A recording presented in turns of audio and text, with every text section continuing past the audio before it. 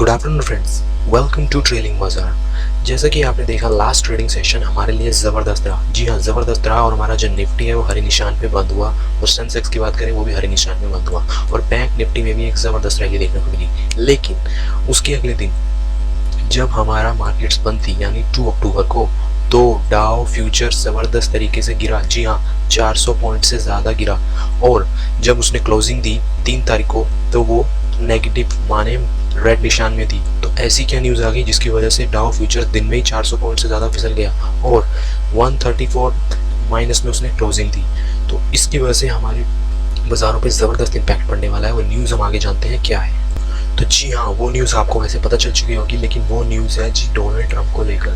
जी हाँ, जो president Donald Trump हैं वो कोरोना पॉजिटिव पाए। जी हाँ, कोरोना पॉजिटिव पाए गए हैं, जिसकी वजह से जब गांधी जयंती वाले दिन ये न्यूज़ आई सुबह ही मॉर्निंग में ही, तो डाउ फ्यूचर 400 पॉइंट गिर चुका था। जी हाँ, 400 पॉइंट गिर चुका था और प्रेसिडेंट ट्रंप के साथ साथ जो फर्स्ट लेडी है मेलानिया ट्रंप वो भी टेस्ट पॉजिटिव पाई गई हैं, जिसकी वजह से फ्यूचर्स में जो हैवी टेक नैस्डैक में उसमें 1.7% की फॉल एकदम से आ गया। मॉर्निंग में ही मैं उसको ट्रैक कर रहा था तभी मैंने देखा और जैसा कि क्लोजिंग जैसे हुई तो वो भी लाल निशान में हुई। और जैसे कि आपको पता है कि जो भी है इलेक्शंस जो हैं अमेरिकन के इलेक्शन जो है नवंबर में है, तो उसकी वजह से एक ज़बरदस्त इम्पैक्ट पड़ा और ये इन्वेस्टर्स को एक वार्निंग साइन की तरह देखा जा रहा है कि अगले वीक क्या होगा और इसका इम्पैक्ट हमारी मार्केट्स में पड़ेगा या नहीं।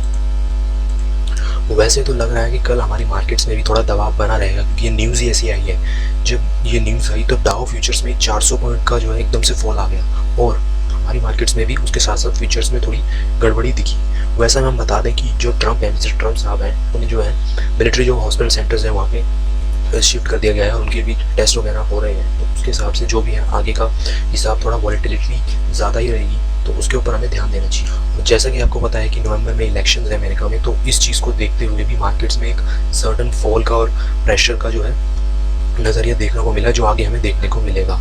वही बात करते हैं कि जो हमारे निफ्टी है, निफ्टी का हिसाब पिछले जो हमारा लास्ट ट्रेडिंग सेशन था उसमें तो ठीक ठाक ही रहा है, लेकिन इसके जो सपोर्ट और रेजिस्टेंस है वो एक ज़बरदस्त सपोर्ट एंड रेजिस्टेंस है। जो इसका जो सपोर्ट है वो अपना एक ज़बरदस्त अपने आप में है, वो है 11,310 का। जी हाँ, 11,310 का निफ्टी का सपोर्ट है। अगर ये टूटता है तो फिर तैयारी कर लीजिए कि 10,900 भी जा सकता है। ये सबसे ज़्यादा क्रूशल सपोर्ट है। अगर ये टूटता है तो ये इससे नीचे जाएगा और फिर ये 10,900 की तैयारी भी हो सकती है। और वही बात करें जो इसका रेजिस्टेंस है अपने आप में एक ज़बरदस्त है। सबसे पहला तो रेजिस्टेंस इसका जो बन रहा है वो है 530 का। 11,530 का एक ज़बरदस्त रेजिस्टेंस है। वो अगर टूटता है तो जी तैयारी कर लीजिए 700 की, तो 11,700 की उसके बाद तैयारी कर लीजिए, जो अपने आप में एक ज़बरदस्त है। भाई बैंक निफ्टी की बात करें तो बैंक निफ्टी अपने आप में अभी एक ज़बरदस्त तरीके क्रूशियल पॉइंट में रेंज में जो है ट्रैवल कर रहा है। अगर वो उस चीज़ को अगर वो तोड़ता है, रेजिस्टेंस को तोड़ता है, 540 का रेजिस्टेंस को तोड़ता है, तो एकदम से उसमें स्पाइक आएगा। और वही बात करें नीचे का उसका सबसे अहम जो लेवल है वो है 21,900 का। 21,900 का एक ज़बरदस्त लेवल है, जिसकी वजह से बैंक निफ्टी में ये क्रूशियल पॉइंट्स में आपको ध्यान रखने चाहिए। वही बात करें जो ये ट्रंप साहब की न्यूज़ आई है, इसके बारे में हम कल ही जान सकेंगे जो भी कैसा रहेगा हमारे फ्यूचर्स कैसे ट्रेड करेंगे। तो उसके हिसाब से हमारे अंदेशा ये लगाया जा रहा है कि कल हमारे में थोड़ा दबाव बना रहेगा, लेकिन कुछ भी हो सकता है दोस्तों। चलिए अब जानते हैं कि हमारे टॉप लूजर्स और top gainer last trading session के कौन रहे। जी हाँ, तो लास्ट ट्रेडिंग सेशन में हमारे जो टॉप गेनर्स थे वो थे Indus bank, Bajaj finance, Axis bank, Bajaj auto, ICICI bank. और टॉप लूजर्स की बात करें तो doctor Reddy labs, ONGC, ITC, NTPC और टाइटन। तो इनमें ज़बरदस्त फॉल आया और इनमें ज़बरदस्त एक रैली देखने को मिली। चलिए बात करते हैं, चलिए कुछ बात कर लेते हैं कुछ ऐसी न्यूज़ जो अगले जो हमारा वीक है उसमें जो है एक ज़बरदस्त राइज और गेन के ऊपर जो है गेम शुरू होगा। सबसे पहले जो न्यूज़ है वो है बैंक निफ्टी को लेकर कि जो मैं जैसे कि मैंने आपको इसके ऊपर एक वीडियो बना के कल ही वीडियो बनाई है कि गवर्नमेंट टू पे दैन पे भी हमारा जो केस चल रहा था इंटरेस्ट ऑन इंटरेस्ट का, वो गवर्नमेंट देगी। जी हाँ, वो गवर्नमेंट पे ऑफ करेगी, माफ़ कर देगी।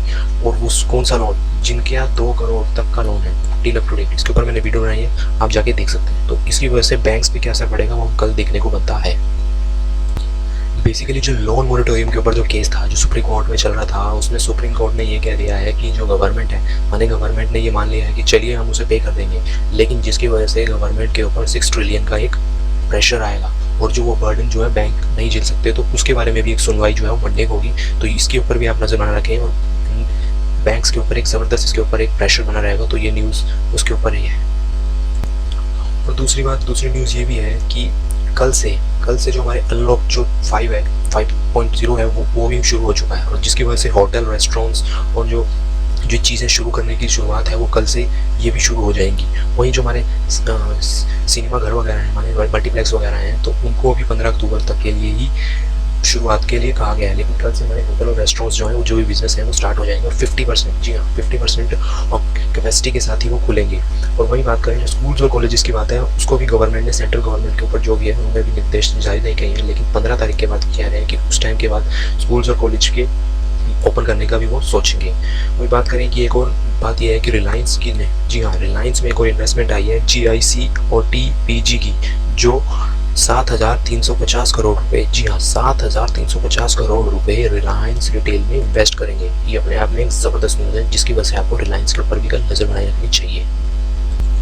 और जी हाँ, जैसे कि हमारा जो क्वार्टर जो सेकंड था ये अब खत्म हो चुका है, सितंबर हमारा खत्म हो चुका है, क्वार्टर 2 के रिजल्ट भी आने शुरू हो चुके हैं। ये अब कल से माने क्वार्टर 2 जो है उसके रिजल्ट्स आने भी शुरू होने वाले हैं इस वीक में। तो सबसे पहले आपको पता है हमारा जो सबसे बड़ा IT दिग्गज है उसका रिजल्ट आएगा TCS, जी हाँ TCS का रिजल्ट आएगा मेरे ख्याल से फ्राइडे या सैटरडे को, तो उसके ऊपर भी आपको एक नज़र बनानी चाहिए। और अब हम बात करते हैं कुछ ऐसे स्टॉक्स की जिसके ऊपर आपको अपनी नज़र बनाए रखनी चाहिए। और वैसे जैसे मैंने आपको बताया कि कल से जो है अनलॉक 5 की जो गाइडलाइंस है ओपन हो गई है, तो रेस्टोरेंट्स और होटल्स वाले स्टॉक्स के ऊपर आपका ध्यान रखना चाहिए। और जैसा कि हमने लास्ट ट्रेडिंग सेशन में देखा कि जितने मल्टीप्लेक्स स्टॉक्स हैं, माने PVR और आइनॉक्स वगैरह, तो उनमें एक ज़बरदस्त रैली देखने को मिली है, तो आप उनको भी अपने रडार में रख सकते हैं, जिसकी वजह से एक ज़बरदस्त रैली उनमें देखने को भी मिल रही है। मैं बात करूँ तो एक वोडाफोन आइडिया है, तो उसके ऊपर भी आपको नज़र रहनी चाहिए, क्योंकि AGM में जो बातें हुई हैं उसको रीब्रांड करने की, तो उसको लेकर भी उसके ऊपर आपको एक नज़र बनाए रखनी चाहिए। और जी हाँ रिलायंस में मैंने जैसे आपको बताया तो उसमें एक ज़बरदस्त इन्वेस्टमेंट कर रही हैं कंपनीज, तो उसके ऊपर भी आपको एक नज़र बनानी चाहिए।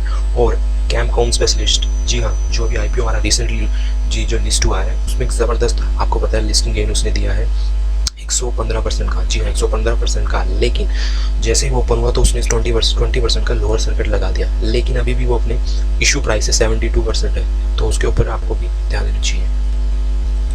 और उसी के साथ आपको कैम्स और रूट मोबाइल उसमें भी आपको ध्यान देना चाहिए, क्योंकि उसमें भी एक थोड़ा सा सर्किट लगने की अभी अंदेशा लग रहा है, तो उसमें भी आपको एक अपना वॉच लिस्ट में उसे डाल देना चाहिए, ताकि आप उसे सही टाइम पे बाय कर सके अगर आपको लिस्टिंग वाले दिन नहीं मिला है। चलिए दोस्तों बात करते हैं अब एक जो सबसे बड़ा हमारा कंसर्न है, जी हाँ उसके ऊपर।